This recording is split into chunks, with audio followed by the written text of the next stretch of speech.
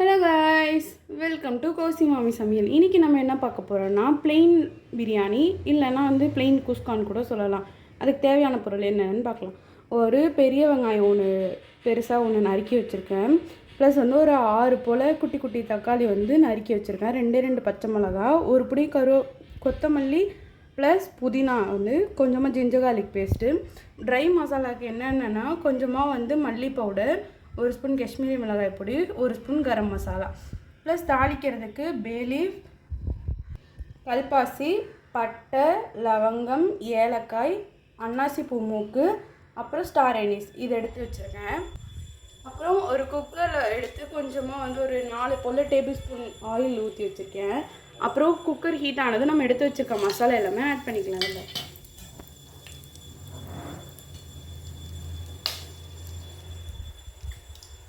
அப்புறம் நம்ம எடுத்து வச்சுருக்க பச்சை மிளகாய் ஆட் பண்ணிக்கலாம். அப்புறம் நம்ம நீளமாக நறுக்கி வச்சுருக்க வெங்காயத்தையும் ஆட் பண்ணிக்கலாம்.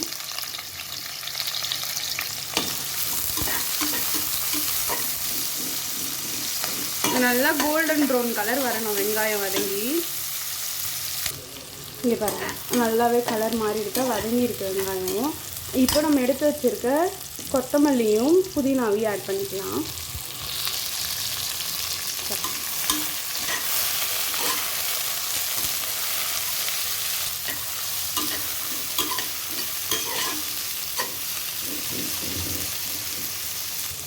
இப்போ நம்ம எடுத்து வச்சுருக்க ஜிஞ்சர் கார்லிக் பேஸ்ட் ஆட் பண்ணிக்கலாம்.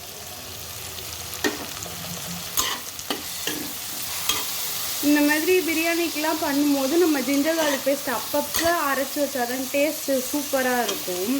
ரொம்ப நாள் அரைச்சி வச்சுட்டு போட்டால் டேஸ்ட் வாசனை பூண்டு இஞ்சியோட வாசனை வராது.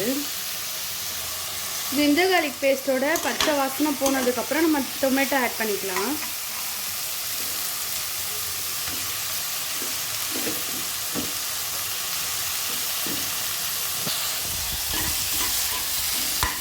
தக்காளி நல்லா வதங்கி குழையணும். இந்த ஸ்டேஜில் உப்பு ஆட் பண்ணிக்கலாம். நான் 1 டேபிள் ஸ்பூன் இப்போதைக்கு போடுறேன். வேணும்னா அவங்கவுங்க டேஸ்ட்டுக்கு ஏற்ற மாதிரி ஆட் பண்ணிக்கலாம்.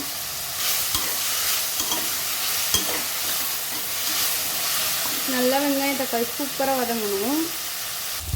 தக்காளி வெங்காயம் வதங்கும் போது இந்த எண்ணெய்லாம் இப்படி தான் பிரிஞ்சு வெளியே வரணும். இன்னும் நல்லாவே வதங்கணும். நம்ம எடுத்து வச்சுருக்க மசாலா எல்லாம் ஆட் பண்ணிக்கலாம்.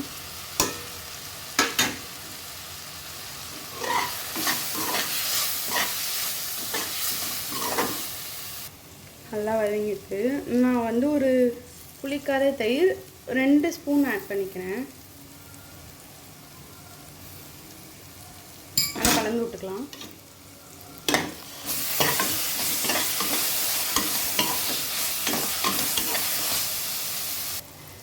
பாருங்க, நல்லா வதங்கியாச்சு. இப்போ தண்ணி ஆட் பண்ணிக்கலாம். நான் பாஸ்மதி ரைஸ் எடுத்திருக்கேன். 1க்கு 1.5 டம்ளர் தண்ணி விட்டுக்க போகிறேன். நான் 1.5 டம்ளர் அரிசி எடுத்திருக்கேன். ஸோ 2.25 டம்ளர் தண்ணி விட போகிறேன்.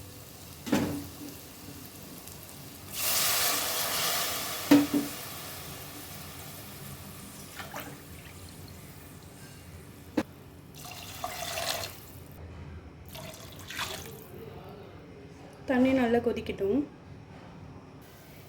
தண்ணி நல்லா கொதிக்க ஆரம்பிச்சிச்சு. நான் 1 ஸ்பூன் நெய் ஆட் பண்ணிக்கிறேன். இந்த ஸ்டேஜில்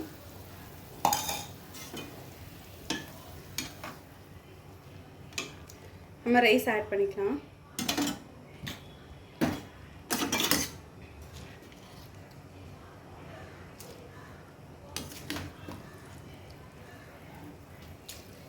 அரிசி போட்டாச்சு. 1 டைம் கலந்து விட்டுட்டு தம் போடுறவங்க தம் போட்டுக்கலாம். குக்கர் விசில் விடுறவங்க சில பேர் வீட்டில் 1 விசில் விடுவாங்க. நான் 3 விசில் விடுவேன். 3 விசில் வரட்டும்.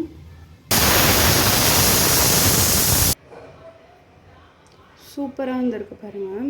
தம் போட்டால் இன்னும் உதிர உதிராக வரும். இல்லை பாருங்கள், சூப்பராக வந்துருக்கு பாருங்கள்.